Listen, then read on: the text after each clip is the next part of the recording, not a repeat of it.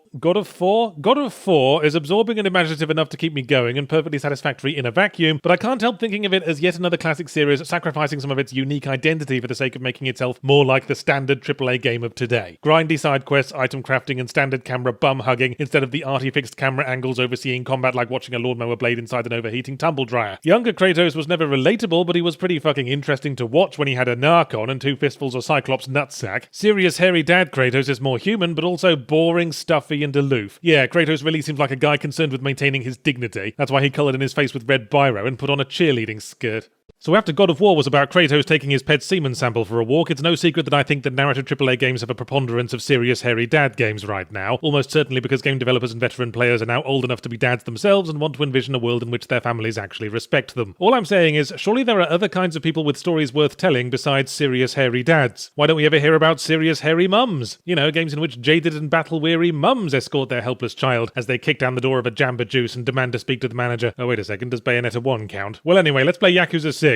Hopefully there won't be so many poignant lessons about fatherhood in a game centered around stoving faces in with other people's bicycles. Oh, for fuck's sake, there's a baby! A baby that the hardened, permanently scowling dragon of Dojima Kazuma Kiryu has to amuse in a baby amusing minigame where we swing him about like a sack of spuds to fill the baby amusement meter. Well, he is still surprised by the range of weird side activities in Yakuza games yards, but this isn't side activity, this is critical path. And worth mentioning because virtually everything else on the critical path is the same shit one should always expect from Yakuza. There's a massively convoluted plot to take over Japan that Kazuma Kiryu discovers and foils basically by accident during a personal investigation he started pursuing after he got really cross about a beautiful innocent lady being dishonoured. And the story is told through a series of prolonged scenes of very serious-faced men staring at each other saying ominous things until they get bored and start hitting each other with bikes. There's one particularly hilarious scene where one dude starts splashing gasoline around and the other dude just continues to sit angrily staring at him because it's literally the only way anyone in these games knows how to deal with situations. Maybe the match will go out if I scowl slightly harder at it. This time, as well as the usual dicking about in Kamurocho, we get to spend time in Hiroshima, where the plot eventually centers around a mysterious secret that the town's leaders will stop at nothing to keep covered up. Which I don't want to spoil, so let's just say it's a giant robot brontosaurus. Frankly, it might as well have been that. It's about as absurd, and in the end what it actually is doesn't seem to matter a tinker's fanny flap, because it never does anything. Kazuma Kiryu never gets to ride on top of the giant robot brontosaurus or slide gaily down its tail like on the Flintstones. It just shows up looming over the houses and all the characters look at each other and go, well, secret's out, time to take our shirts off and start decking each other. This is all part of why I love Yakuza games. They're hilariously fucking dumb and yet so earnest you can't help getting invested. Having said that, Yakuza 6 definitely feels lacking compared to its predecessors. Kiryu is the only player character, the new Hiroshima sandbox is kinda low on content, and even Kamurocho feels a bit deader than usual. It wouldn't even let me play on the skill testers at the batting cages, and they haven't even tried to mix up the standard combat like Yakuza 0 did with switching around the main character's favourite part of Neapolitan ice cream. It's just the usual punch, kick, stomp, bite to the face combat. Incredibly unbalanced combat as well. Nothing seems to be nearly as effective as picking up a bench and flailing it around. That just wrecks shit like a high-fibre diet. And when there are no benches, I eventually discovered that even the final boss is made your cringing shirtless bitch if you just keep knocking them down with flying drop kicks. Don't you see, Kazuma Kiryu? The bench was in you all along. The only major shake-up to the core gameplay is a leveling system where the XP is split between 5 stats: strength, defense, sage, rosemary, and umami. And this doesn't really add much except a delightful rainbow color scheme to enjoy as I go down my stat screen, half-heartedly mashing the A button to make them go up. If the intention was to try to encourage specialization, then it was a misguided one because Kiryu was only ever called upon to deck people and none of the stats do much to change the effect of picking up a bench and going on a mandible safari. But I think it's finally clear to me that the draw of Yakuza games absolutely isn't the main plot or the critical path. Look, I'm going to spoil every fucking Yakuza game's main plot now. Early in the game, there'll be a scene where you have a growly voice, angry stare, sit-down meeting with someone important that doesn't end in a fistfight. Someone in that meeting is the main villain. Probably someone shifty looking off to the side. At the end of the game, after the bit where everyone puts on dark suits and walks slowly down the street as the weird unfucking around music plays like we're going to a West Side Story themed funeral, they'll be the one who pulls their breakaway suit jacket off to reveal their torsos built like a fucking double-decker bus with the Chronicles of Narnia poster on the back. So forget all that, it is the side stuff that makes Yakuza games. They're usually the thing to make me start laughing until my buttocks fly off into a sandwich. One highlight for me this time around was the sexy internet chat room minigame, where a live-action video of a sexy lady plays, as we have to complete a series of button prompts to type phrases like, "You are sexy lady," and lovely boobs, in all caps. And I think what really made this for me was the image of Kazuma Kiryu typing in the bottom left, still wearing the furious scowl he uses to confront dastardly villains. And then of course there are the numerous side stories wherein Kiryu demonstrates his unending willingness to humiliate himself at the request of random strangers. And none of this would be as funny as it is without the very serious main plot, which is as good a justification for its existence as any. When we agree to put on a mascot costume to amuse the kiddies, it's funnier because it's the Dragon of Dojima in there making a happy mascot pose, who half an hour ago made a roomful of Yakuza captains piss themselves because his left eyebrow slightly twitched. Oh yes, and in keeping with every Yakuza game, having a main side activity like the real estate stuff in Zero or Akiyama's Hostess Club stroke Blue Ball Factory in Yakuza 4, this time around we have a street gang simulator. Yeah, I can tell you're serious about leaving the Yakuza life behind, Kiryu. That must be why you exclusively hang out with Yakuza and casually started a fucking street gang. We develop a fraternity of disillusioned young people and fling them Pokemon style at enemy gangs in a series of contained real-time strategy battles, or rather real-time press the button to spawn dudes battles, for there isn't much strategy involved. I only played 4 or 5 of them, but they all took place on perfectly straight roads with an area chance for even the simplest pincer movement. About the only strategy I figured out was to only spawn the big tank top dudes at the start of the battle, because otherwise it takes so long for them to saunter leisurely into action that by the time they get there it'll all be over and everyone will have pissed off to the ice cream social. In case it wasn't clear, I'm not impressed by this whole side quest. Don't see why we needed the gang at all when Kiryu has taken on bigger numbers by himself with just his 2 fists and a communal seating area. And I'm less impressed by Yakuza 6 generally. Yes, it's another idiosyncratic ball of Yakuza brand fun, but it feels lesser than its predecessors. Less player characters, less depth, less complexity, let's all forget about it and play Yakuza 0 instead. Ha!